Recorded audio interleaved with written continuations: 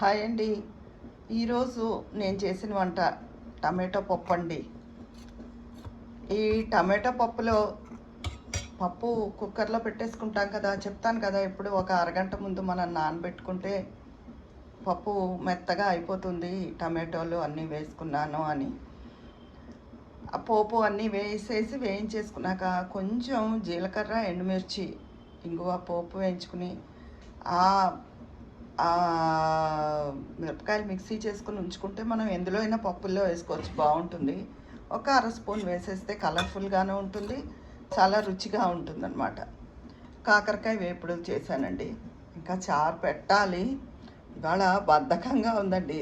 ఈ చలికో ఏమో పొద్దున్నే తల దిమ్ముగా ఉంటుంది, తలనొప్పిగాను తలదిమ్ముగాను అనిపిస్తోంది. మాకు 4 రోజుల నుంచి చలి పెరిగింది.